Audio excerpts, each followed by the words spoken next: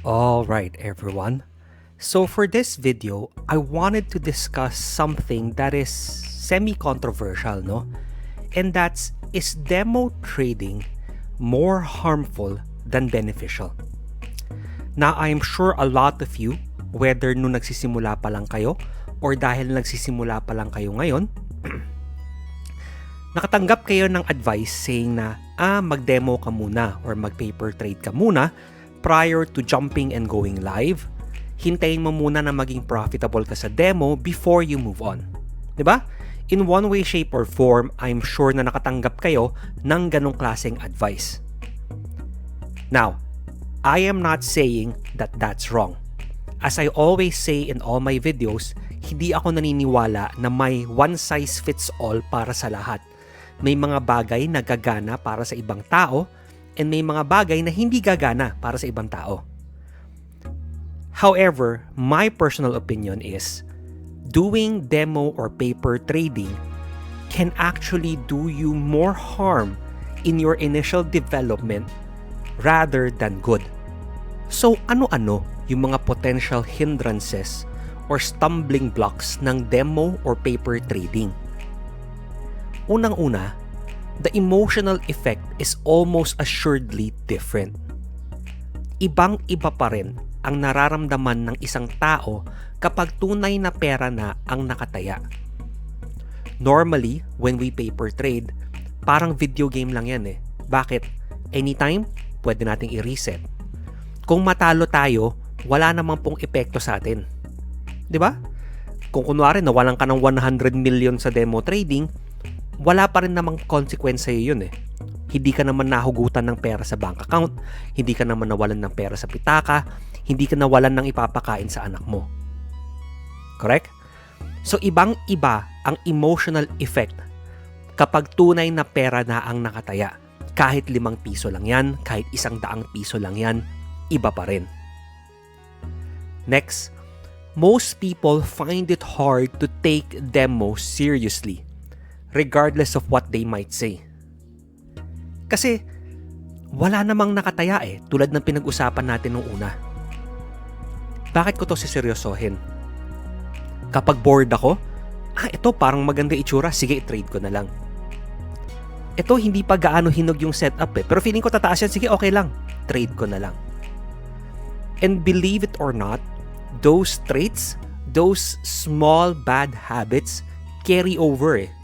It carries over to your live trading and inevitably affects your account. It inevitably affects your portfolio. And then, it's often hard to translate one's success in demo to live trading. I think I've lost count of the number of times na may lalapit sa akin, sabihin na, successful naman ako, nag-demo ako, tinan mo, ito yung nangyari, ganito, ganyan. Papaliwanag niya sa akin. Tapos pagka live trading na, bakit ako natatalo palagi? So ang gagawin niya is babalik siya sa demo, tapos mananalo na naman siya, tapos babalik siya sa live, matatalo na naman. Now, there are multiple reasons why this happens. Number 1 is yun nga, hindi tayo asanay do sa emotional aspect na tunay na pera na yung nakataya. So, when the time comes na ganun na nga yung situation, we deal with it poorly. Kasi sa demo, we didn't have to deal with it eh. Yun yung isa sa mga pinaka-importanteng aspeto ng trading. A lot of people think na yung pinaka-important is yung magaling ka maghanap ng entry or something. Hindi eh. At the end of the day, it's the emotional and mental aspect that's most important. And since hindi yun yung napapractice natin sa demo, madalas kapag ka nag-live na tayo, hindi rin maganda ang nagiging resulta. The other aspect is just hard math. What do I mean? Let's say na your win rate is around 60% based sa backtesting mo, based sa pag-demo mo, based sa journal mo, or whatever. Okay? It's 60%. Now, most people normally assume na mga 2 out of 3 yan or 6 out of 10. 'Di ba? Kasi yun yung tinuturo sa atin eh. We're taught to go down to the least common denominator all the time. So, we go down. So kapag kunyari in 3 trades hindi tayo nakapanalo ng 2, wala na, sabog na yung strategy. Mali na yan. In 10 trades di tayo nakapanalo ng 6, wala na yan, pangit na yung strategy. Tapon na yan. we often forget na, kunwari, in 100 trades, 60 wins is still 60%. In 1,000 trades, 600 wins is still 60%. But we never know when papasok yung mga talo at when papasok yung mga panalo. We can lose 10 straight muna, tapos win 30 straight. Then lose 30 straight, then win another 30 straight, and that will still be 60% win rate. Pero pinipilit natin na kailangan 6 out of 10. Kung hindi, mali. Tapon na yung strategy ko. That's just not it. And now, sa demo, madaling gawin yun. Kasi as I said, walang nakataya eh. Pero kapag sa live account, kaya mo ba na matalo ng 10, 15, 20 straight? Kaya mo ba to think beyond an X number of trades? Diba? Kaya mo ba to think beyond the short term? Now, what you're doing is something that you should be doing months, years, decades down the line. That what you're taking right now, etong win streak or losing streak, is just one in many. Na pwede kang matalo ng 10, 20, manalo ng 10, 20, and so on, ng paulit-ulit lang. Now, you learn that fast when you trade live. But during demo, it's really hard to ingrain into you kasi nga, walang consequence. Okay? Sa demo, lahat mabilis. Lahat positive. But it's often the negative that forges us to become better traders. So, ibig bang sabihin nun, walang kwenta ang demo? Hindi.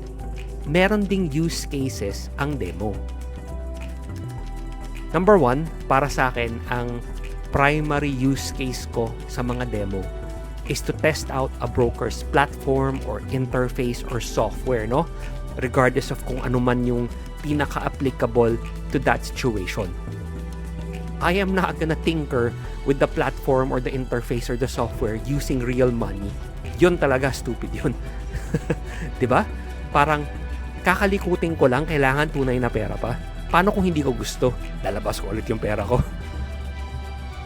So, whenever I want to test out a broker's platform, interface, software, what have you, I usually apply for a demo account if available.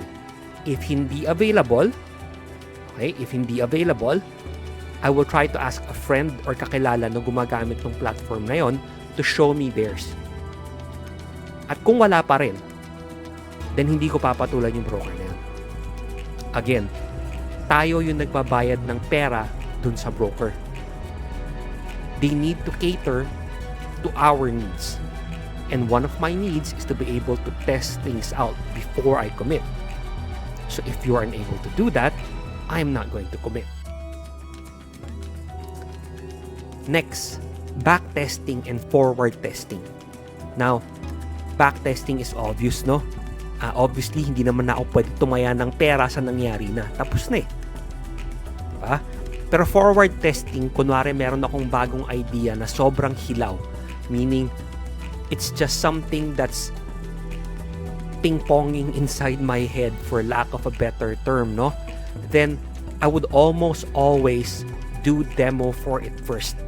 Just to help me establish yung mga rules and parameters for that specific thing that I'm actually testing. Kasi nga, sobrang hilaw pa. But once na-formed na yung idea, you can rest assured that forward testing now occurs on the live account for me. Okay? And then, last is market watching. You can't always sit in front of your workstation and watch the charts transition from bullish market to bearish market to neutral market, ranging market, what have you, no? So, in these instances, okay, it's useful to do demo, okay, or go backtrack sa mga charts. Meaning, if you're using TradingView, use the replay function. If you're using MP4, use yung external software to help you test your trades. Okay, parang i-rewind niya yung chart up to a certain point. And that I find really useful for market watching kasi it helps me go through the market cycles, meaning the ups and the downs and the sideways, in a shorter amount of time. Diba? Minsan, kapag pinapanood mo siya mag-form ng one candle at a time, mas hindi kasi tumatatak yung mga nagpo-form na pattern, yung mga nagpo-form na structure, and so on, no? But when you see it ng mas mabilis, kasi syempre, mas fresh pa sa memory mo mas naaalala mo pa. Then, it ingrains itself more into you. Okay? So I find these three instances to be very important use cases for demo. Now, as a bonus to this video, kung bago pa lang kayo, okay? Meron sana akong mga katanungan para sa inyo as an exercise na. Okay? Baka makatulong. Una, will I begin my trading journey with a live or demo account? Okay?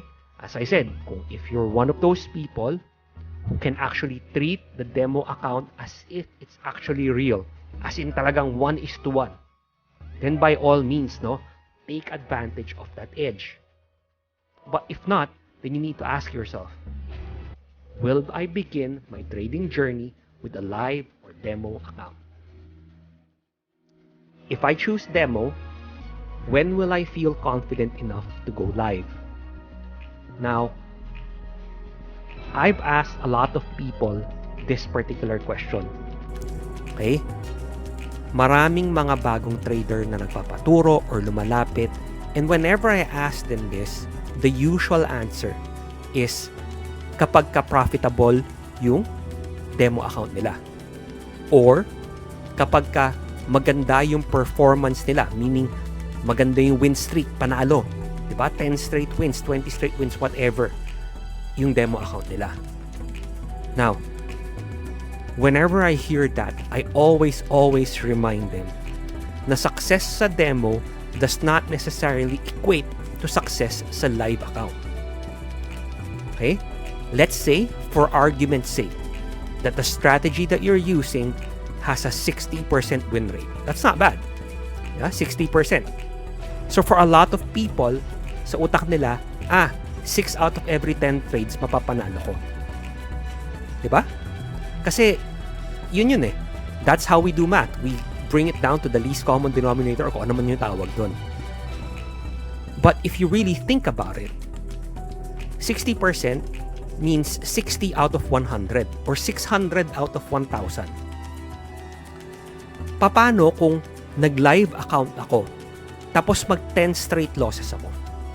Does it mean na yung ginagamit kong strategy hindi na 60% win rate? Of course not. 10 trades is such a small sample size. Diba? Kapag ka kunwari natalo ka ng 40 straight tapos nanalo ka ng 60 straight, hindi ba 60% win rate pa rin yun? Pero, kakayanin mo ba emotionally, mentally, na matalo nung 10 straight? Kasi sa demo, kumita ka eh. Sa demo, nag-10 straight wins, 20 straight wins, 40 straight wins ka eh. Pero when you went live, nagkataon, baka hindi maganda yung market conditions, or talagang nataon lang, malas lang. You lost 10 straight. You lost 15 straight. What will you do? Babalik ka ng demo? Tapos malay mo, ganun na naman. Mananalo ka na naman. Then when you go live, doon ka matatalo. Just because you have a certain percentage, diba? Na feeling mo, ito yung win rate mo based on your statistics. It doesn't mean that you know when you're going to win and when you're going to lose. Therefore, kapag yun yung gagamitin mong metric para mag-live ka, then you need to rethink your answer.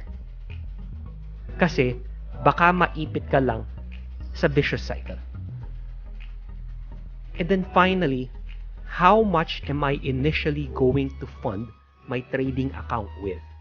Kung bago ka, magsisimula ka palang mag-trade, whether nag-demo ka man or hindi, ngayon na magla-live ka na, magkano ang ipupuhunan mo sa trading account mo?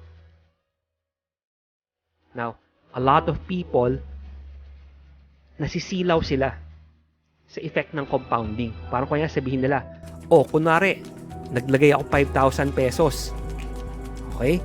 Kung kumita ako kahit 4% lang per week, after mga 1 year, nas 38,000 pesos na yan, 40,000 pesos.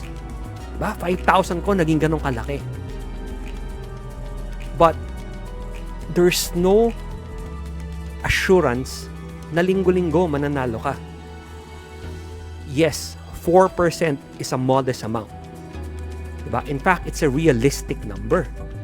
But, there's still no guarantee that you're going to win every week. And you will never know which weeks you win and which weeks you don't. Okay? So sinasabi ko lahat to para lang mahanda nyo ng mabuti yung psyche nyo. Kapag ready na kayo, kapag feeling nyo ready na kayo, fund the live account and start trading. You need to have realistic expectations. Okay? So guys, dito po nagtatapos yung video natin, no? I hope I shed some light on the pros and cons of using a demo account, no? And I hope na kahit papano nakatulong ako sa inyo. Okay? Lalo na kapag nagdidesisyon pa lang kayo on whether or not you're ready to start trading a live account. And as always guys, maraming salamat po sa panonood. I really appreciate it. Good luck and happy trading!